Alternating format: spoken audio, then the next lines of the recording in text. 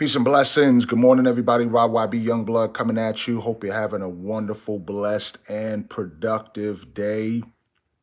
This video is going live, but I'm not sure if you'll catch this on the replay. But today is Wednesday, April 3rd, 2024. And I have decided that I'm going to leverage this YB Connects Facebook page to promote the Confidence Builder, a new episode that I'm doing to empower, inspire, and impact people to live out their God-given purpose. For those of you who don't know me, I'm Rob YB Youngblood, Chief Connecting Officer of YB Connects, LLC. YB Connects is a relationship marketing firm that connects business owners and sales professionals to their ideal prospects. We were founded officially in 2013, but launched, the idea to start YB Connects came in 2012 after I was laid off from a nonprofit position here in Richmond, Virginia. And I prayed to God that he would deposit in me something that would allow me to live for him while utilizing my gifts and talents to be a blessing to others. And so since then, I've had the opportunity to coach and consult over 1,000 professionals to level up on LinkedIn. In addition to that, I am a two-time author, award-winning speaker, top business networking voice, and in many circles, I'm known as the LinkedIn locksmith because of my ability to unlock the power of LinkedIn for my clients, who consist of aspiring entrepreneurs, business owners, corporate leaders, job seekers, sales professionals, professional speakers, and students. And so the platform here, the Confidence Builder, is really meant to inspire people to level up on their confidence. Now, I launched my second book, Collaboration Creates Currency, the blueprint for visibility, credibility, and profitability, in 2022. It is a collaborative book project that features myself and four of my clients that I met along my journey in pursuing the #1 motivational speaker in the world, Dr. Eric Thomas, E.T. the Hip Hop Preacher, Marshall Fox, Deborah Delgado, Sherrod Ledet, and S. Elliott Brooks III. And in this book, we share our story about how collaboration created currency for us. Now, the reason why I'm bringing this up and how it's connected to confidence is because there is a pathway to currency, right? There's a pathway to currency. And most people think currency is just money, and money is just a small part of it. Currency consists of ideas, information, insight, relationships, spirit, trust. Think about it. When you take your phone and you plug it into your charger and you plug the charger into the outlet, what flows through that outlet? Currency, right? Energy. And so there is a pathway to currency that allows for individuals to become successful, whether financially, emotionally, spiritually, in every area. But there are about 5 different steps or paths, not so much one path, but 5 different steps to get to currency. The first is clarity. And so the purpose of this Confidence Builder is to enhance your clarity. Every time I show up, I'm going to be reading, all right? I'm going to be reading a book. I'm going to be sharing some insights. I'm going to be answering questions. So when you come in, if you have questions, comments, things that you want to, get off your chest, to get clarity, that's an important step in reaching currency, right? Is clarity. Clarity is your ability to think clearly, right? To be able to see things in a way that allows for you to then have the next step on the road to currency, which is confidence.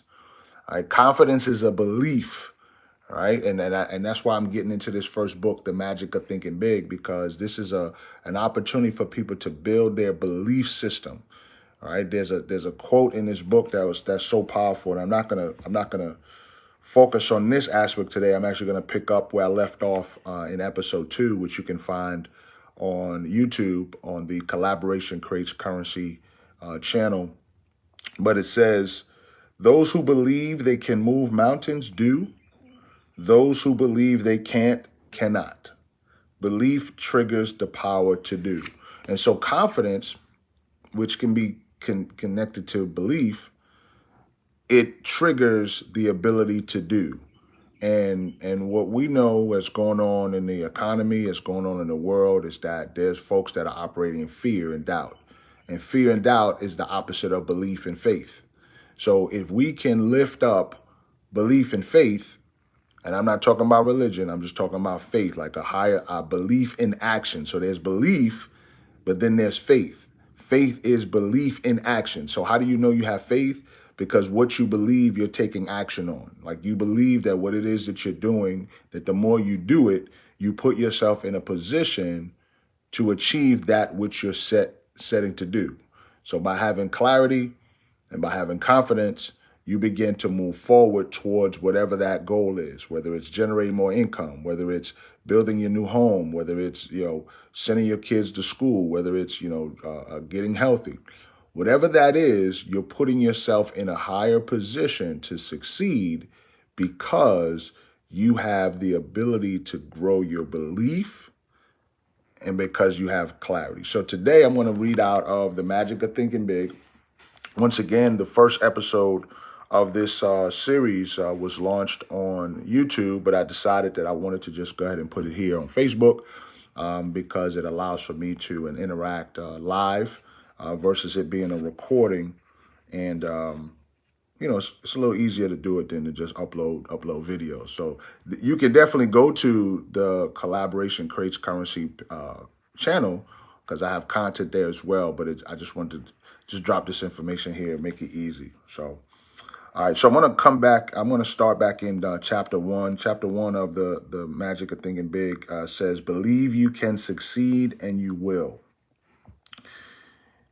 It is well to respect the leader. Learn from him or her. Observe him, study him, but don't worship him. Believe you can surpass. Believe you can go beyond. Those who harbor the second best attitude are invariably second best doers. Look at it this way. Belief is the thermostat that regulates what we accomplish in life. Study the fellow who is shuffling down there in mediocrity. He believes he is worth little, so he receives little. He believes he can't do big things. He doesn't.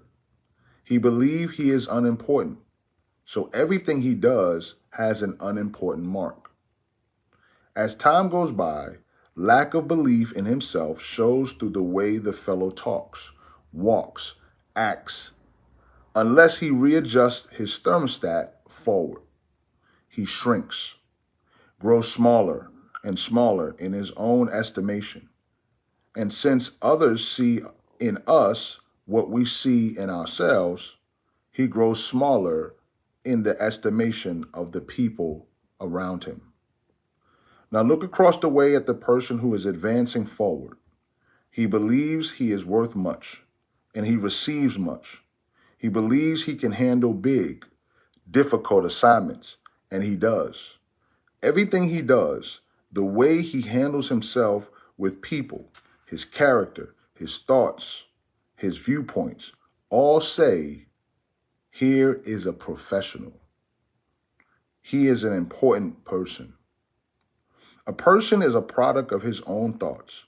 Believe big, adjust your thermostat forward, launch your success offensive with honest, sincere belief that you can succeed. Believe big and grow big. Several years ago, after addressing a group of businessmen in Detroit, I talked with one of the gentlemen who approached me, introduced himself, and said, I really enjoyed your talk. Can you spare a few minutes? I'd like very much to discuss a personal experience with you. In a few minutes, we were comfortably seated in a coffee shop, waiting for some refreshments. I have a personal experience, he began, that ties in perfectly with what you said this evening about making your mind work for you instead of letting it work against you. I've never explained to anyone how I lifted myself out of the world of mediocrity, but I'd like to tell you about it. And I'd like to hear it, I said. Well, just 5 years ago, I was plodding along, just another guy working in the tool and die trade. I made a decent living by average standards, but it was far from ideal.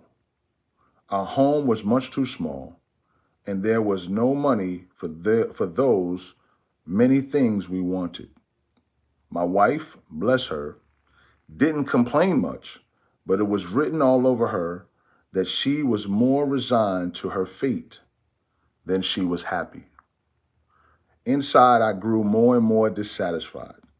When I let myself see how I was failing my good wife and 2 children, I really hurt inside. But today, things are really different. My friend continued. Today, we have a beautiful new home on a 2-acre lot and a year-round cabin a couple 100 miles north of here.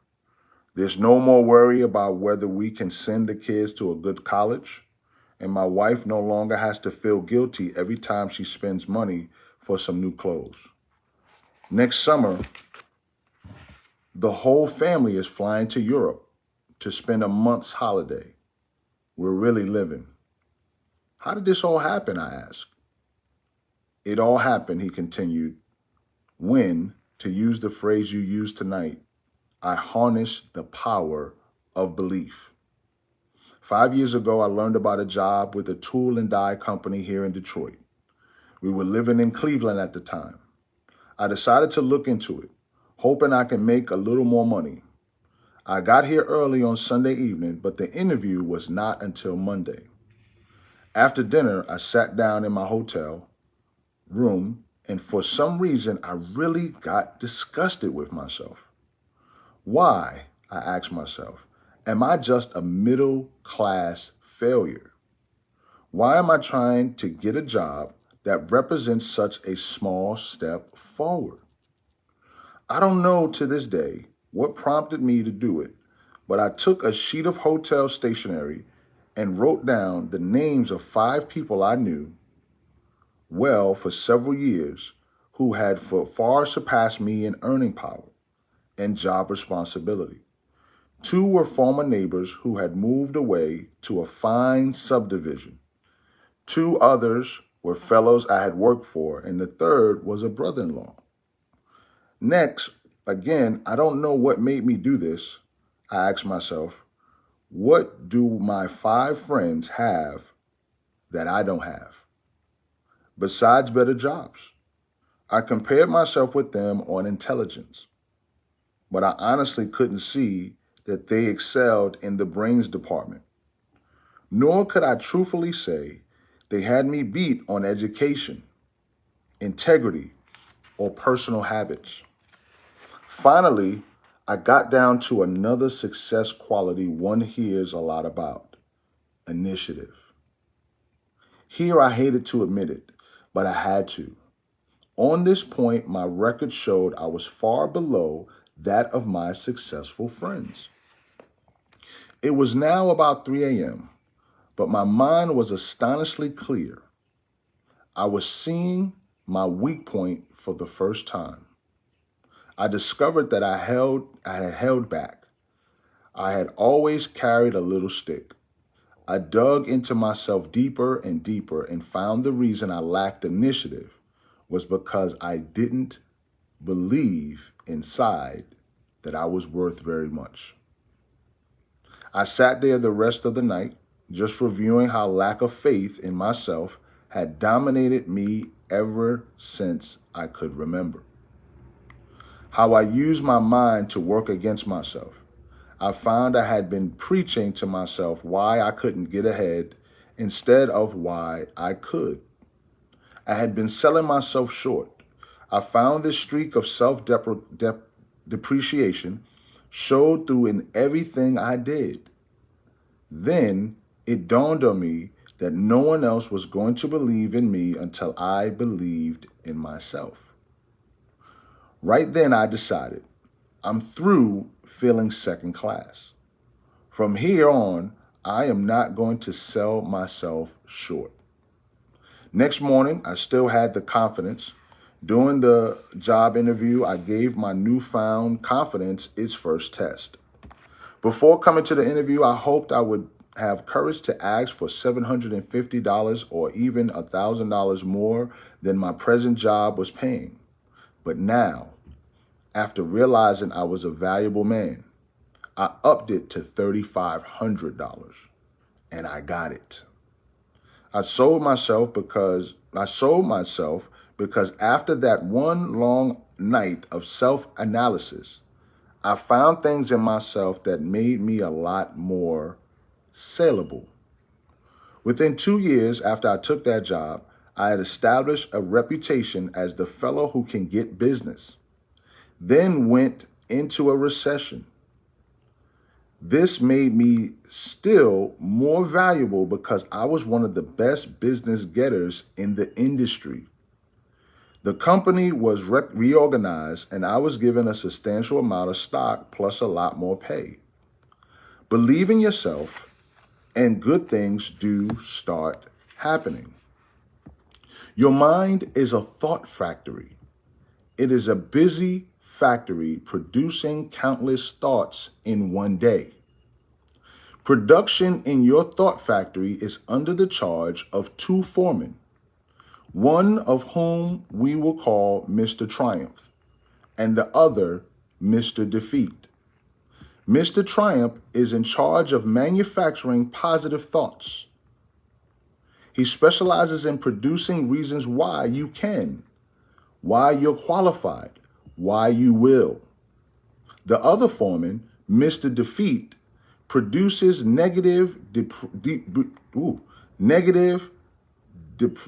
depreciating thoughts. He is your expert in developing reasons why you can't, why you're weak, why you're inadequate. His specialty is the why you will fail chain of thoughts. Both Mr. Triumph and Mr. Defeat are intensely obedient. They snap to attention immediately. All you need to do to signal either foreman is to give the slightest mental beck and call. If the signal is positive, Mr. Triumph will step forward and go to work. Likewise, a negative signal brings Mr. Defeat forward. To see how these 2 foremen work for you, try this example. Tell yourself today is a lousy day. This signals Mr. Defeat into action, and he manufactures some facts to prove you are right. He suggests to you that it is too hot or it's too cold. Business will be bad today. Sales will drop. Other people will be on edge. You may get sick. Your wife will be in a fussy mood. Mr. Defeat is tremendously efficient. In just a few moments, he's got you sold. It is a bad day. Before you know it, it's a heck of a bad day. But tell yourself, today is a fine day. And Mr. Triumph is signaled forward to act. He tells you, this is a wonderful day. The weather is refreshing. It's good to be alive. Today you can catch up on some of your work, and then it is a good day. In like fashion, Mr. Defeat can show you why you can sell Mr. Smith. Mr. Triumph will show you that you can. Mr. Defeat will convince you that you will fail, while Mr. Triumph will demonstrate why you will succeed. Mr. Defeat will prepare a brilliant case against Tom, while Mr. Triumph will show you more reasons why you like Tom. Now, the more you work, you give either of them 2 foremen, the stronger he becomes. If Mr. Defeat is given more work to do, he adds personnel and takes up more space in your mind. Eventually, he will take over the entire thought manufacturing division, and virtually all thought will be of a negative nature. The only wise thing to do is to fire Mr. Defeat. You don't need him. You don't want him around telling you that you can't. You're not up to it. You'll fail, and so on. Mr. Defeat won't help you won't help you get to where you want to go, so boot him out. Use Mr. Triumph 100% of the time. When any thoughts enter your mind, ask Mr. Triumph to go to work for you. He'll show you how you can succeed. Between now and tomorrow, at this time, another 11,500 new customers will have made their grand entry. Consumers will have made their grand entry into the USA. Population is growing at a record rate. In the next 10 years, the increase is conservatively estimated at 35 million. That's equal to the present combined metropolitan populations of our 5 biggest cities: New York, Chicago, Los Angeles, Detroit, and Philadelphia. Imagine. New industries, new scientific breakthroughs, expanding markets, all spell opportunity. This is good news. This is the most wonderful time to be alive. All signs point to a record demand for top-level people in every field. People who have superior ability to influence others, to direct their work, to serve them in a leadership capacity. And the people who will fill these leadership positions are all adults or near adults right now. One of them is you. The guarantee of a boom is not, of course, a guarantee of personal success.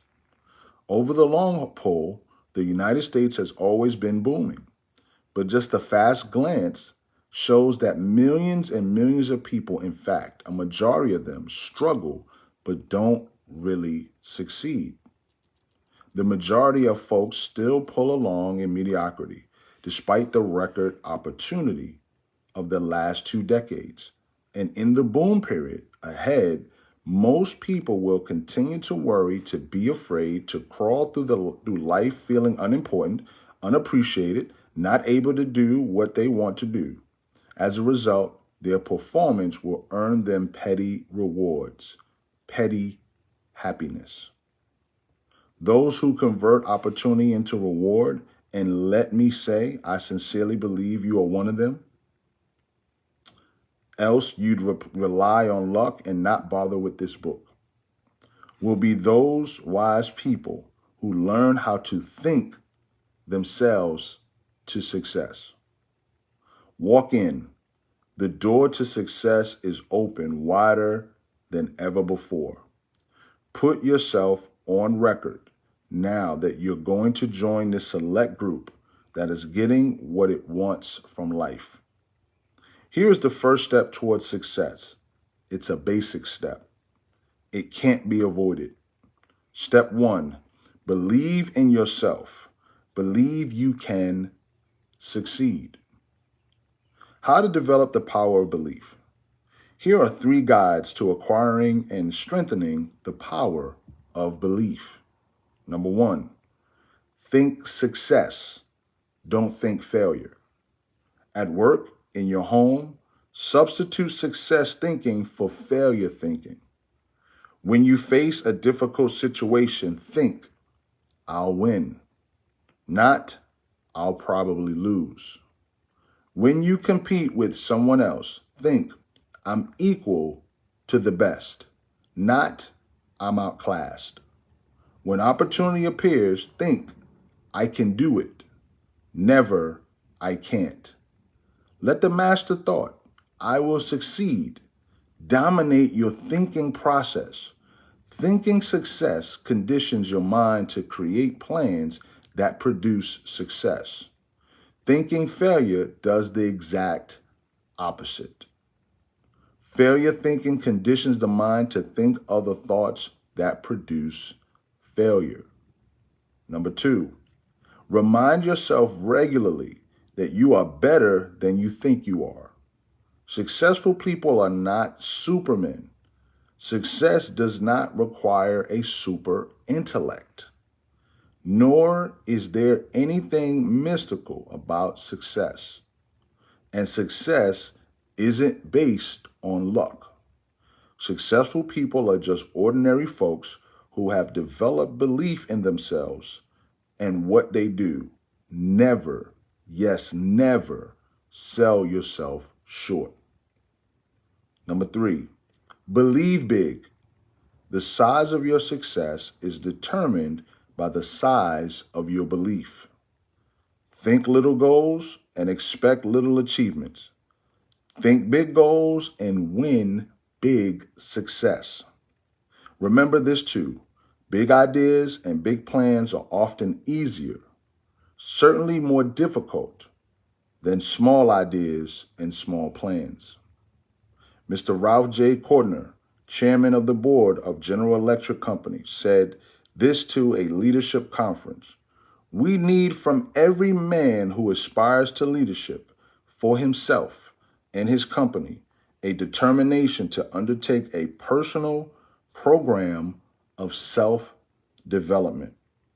Nobody's going to order a man to develop. Whether a man lags behind or moves ahead in his specialty is a matter of his own personal application." This is something which takes time, work, and sacrifice. Nobody can do it for you. Mr. Cordner's advice is sound and practical. Live it.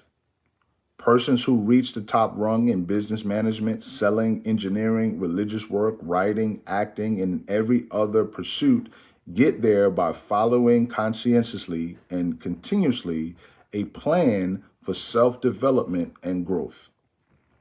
Any training program, and that's exactly what this book is, must do 3 things.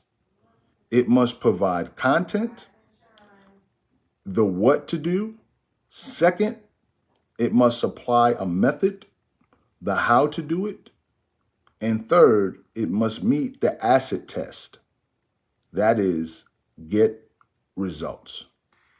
The what of your personal training program for success is built on the attitudes and techniques of successful people. How do they manage themselves? How do they overcome obstacles? How do they earn the respect of others? What sets them apart from the ordinary? How do they think? The how of your plan for development and growth is a series of concrete guides for action. These are found in each chapter. These guides work. Apply them and see for yourself. What about the most important part of the training? Results.